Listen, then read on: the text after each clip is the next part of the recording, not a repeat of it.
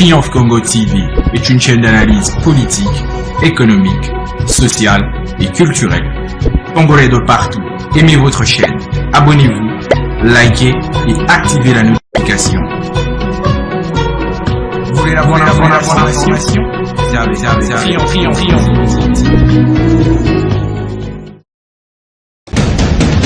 La République démocratique du Congo, c'est le plus grand pays d'Afrique centrale. Un territoire équivalent à plus de 4 fois celui de la France métropolitaine. Bonjour ou bonsoir, aimables téléspectateurs de Triomphe Congo Télévision. Ça dépend de l'heure et du milieu où vous êtes en train de nous suivre à cette heure. Surtout ceux qui nous suivent à partir de Vietnam, des États-Unis, de la France, de la Belgique, de la Côte d'Ivoire, en Guinée équatoriale et un peu partout en République démocratique du Congo, en Zambie et en Angola. Nous vous disons bonjour et bienvenue dans cette émission Kila Chikumambo, l'émission pour laquelle nous venons vous apporter l'actualité chaude qui domine notre pays, la République démocratique du Congo. Un grand pays qui se retrouve tout justement au centre de l'Afrique centrale. Nous sommes là, au centre de l'Afrique. C'est là où on retrouve la République démocratique du Congo. De quoi allons-nous parler au jour d'aujourd'hui? Dans Kila Chikumambo, comme vous le savez, l'organisme spécialisé de la dotation de 0,3% de la redevance minière offerte par l'entreprise minière SEDEM a été mise en accusation par M. Joseph Chulungu. Vous avez suivi cette émission où ses concitoyens ont parlé du détournement de 1 500 000 $ américains. Beaucoup d'argent qui sont dilapidés comme ça, sans preuve, sans signe. Ce sont les déclarations de M. Joseph Chulungu, qui est un activiste des droits de l'homme. Nous l'avons diffusé dans une émission précédente, toujours sur cette chaîne Triomphe Congo Télévision. Où est la vérité? Est-ce qu'il y a eu dilapidation de cette grande somme d'argent? Est-ce qu'il y a eu détournement? Toutes ces questions, vous les aurez dans cette émission Kila Chikumambo que j'ai le plaisir de vous la présenter. Alors, aimables téléspectateurs, avant d'en arriver là, je vous demande une seule chose, c'est de vous abonner massivement sur votre chaîne. Abonnez-vous massivement, likez nos vidéos, partagez nos vidéos.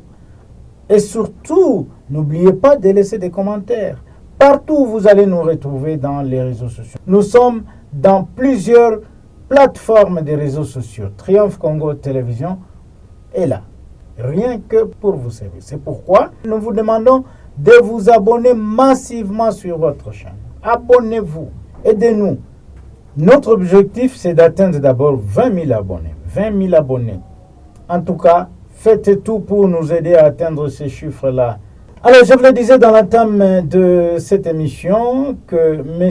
Joseph Chulungu a accusé l'organisme spécialisé de la dotation de 0,3% de l'entreprise minière SEDEM, SAS, qu'on appelle DOT en sigle, d'avoir détourné 1 500 000 $ américains.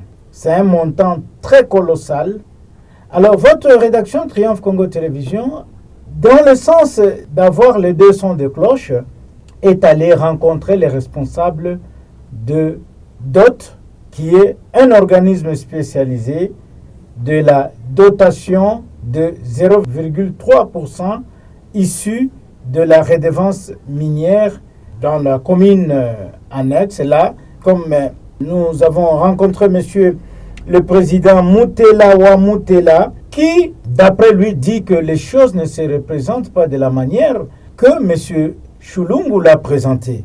Ici, les choses sont telles que c'est depuis 2018 que SEDEM verse la redevance minière dans les communes annexes, dans la chefferie de Kaponda et dans le secteur de Bukanda. Vous comprenez un peu bien les choses. Alors, de 2018 2019, 2020, 2021 et 2023, SEDEM va verser 7 500 000 dollars américains dans les mains des responsables de cet organisme qu'on appelle DOT.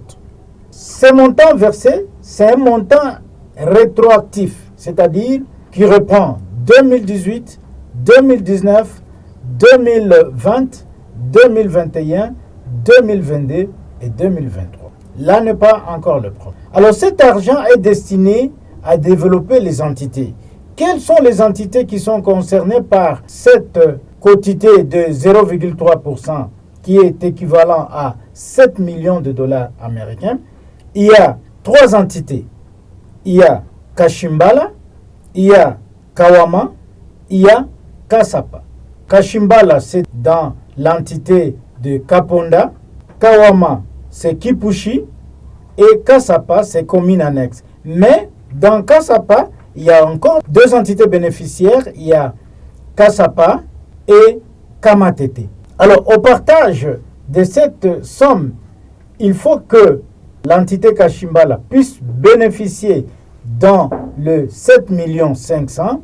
En même temps, Kawama, qui est dans le secteur de Bukanda, puisse aussi bénéficier dans les 7 500 000. Et il y a Kasapa qui bénéficie, mais qui doit être subdivisé en 2. Donc on doit donner une partie à Kamatete et une autre partie à Kasapa. Avant d'atteindre toutes ces explications nous fournies par M.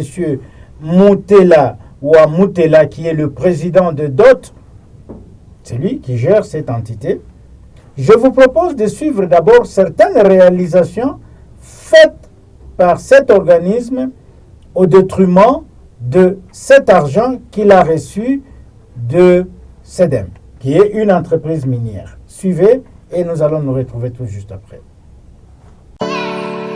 La DOT SEDEM est une grande référence dans l'exécution des travaux en faveur des communautés locales. Pour l'entreprise SEDEM, qui travaille dans la ligne droite de l'amitié sino-congolaise, dans la réponse aux besoins sociaux de base des populations locales. C'est une arme très puissante pour sortir le peuple impacté par la redevance minière, le cahier des charges et la dotation de 0,3% du paroxysme de la pauvreté et d'ouvrir un véritable dialogue sociétal par une présence permanente des communautés environnantes de l'entreprise à la table de décision pour l'amélioration de leurs conditions de vie et impacter l'environnement.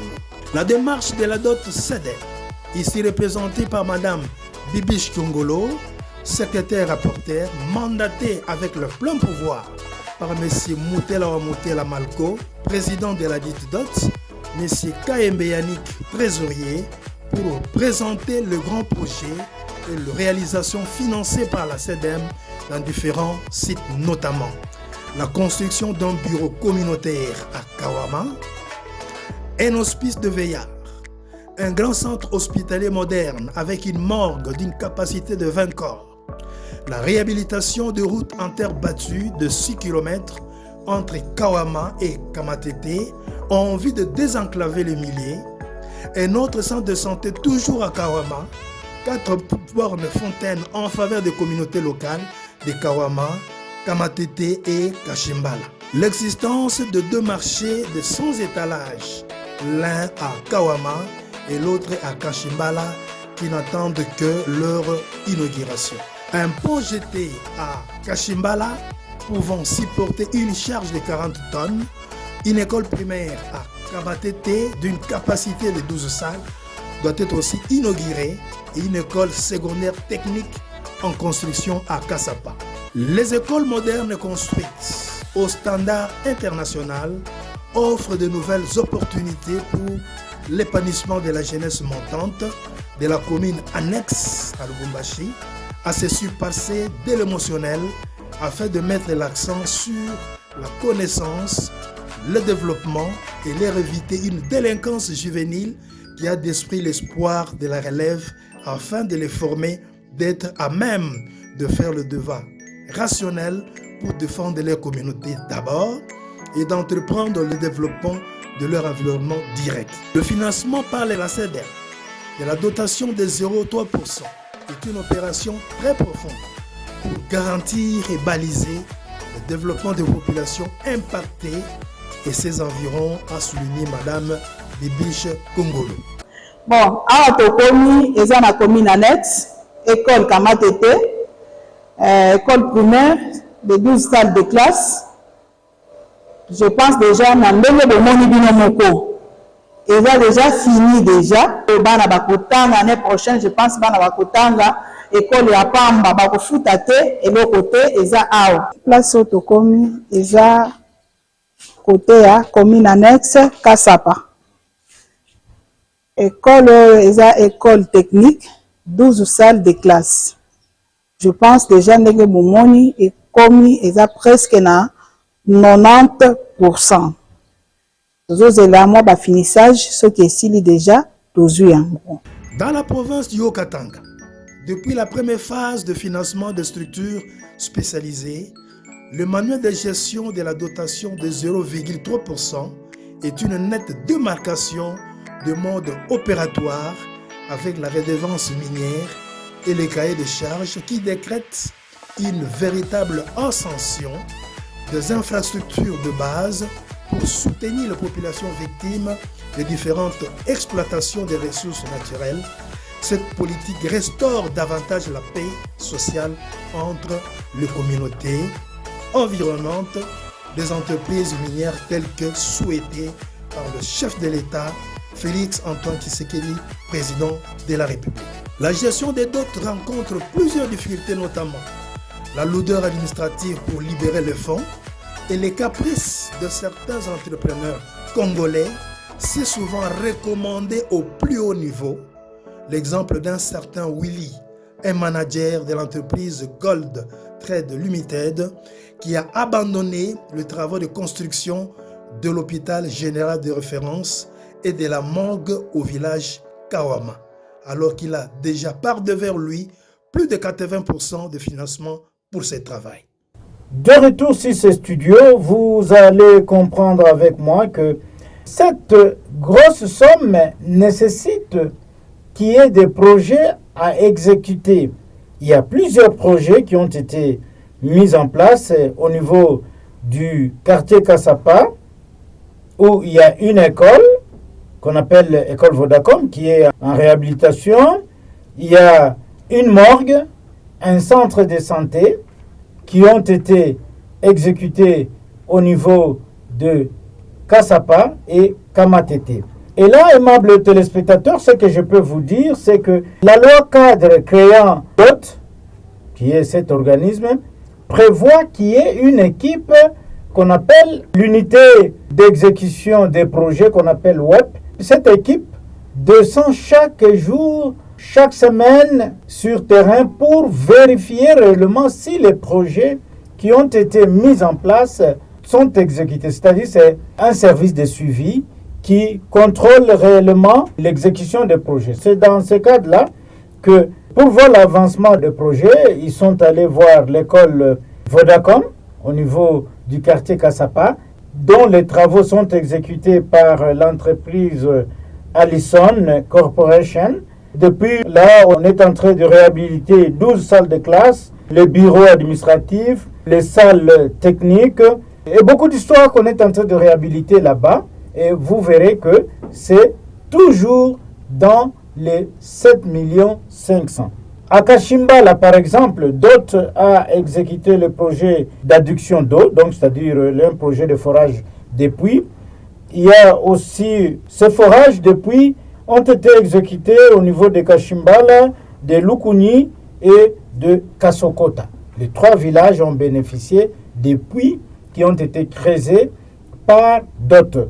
Et il existe aussi un autre projet de construction de marchés publics, réhabilitation de la route en terre battue de 19 km à partir de la grande route jusqu'au grand village de Kasokota. À Kawama, par exemple, selon toujours M. Mutela ou Mutela, il y a eu la construction de centres de santé et d'une morgue. Au niveau de Kasapa, Il y a un projet de construction d'un centre de santé et d'une morgue à côté du bureau du quartier Kassapa. Selon le secrétaire administratif de DOT, en même temps, selon le chargé de finances, tous ces projets ici ont été exécutés à une valeur de 6 millions de dollars. L'argent restant se retrouve dans les banques. Selon les responsables de DOT, M. Joseph Chulungu n'est pas informé du circuit bancaire de cet organisme spécialisé de perception de 0,3% de la redevance minière dans cette partie. Alors, qu'est-ce qui se passe?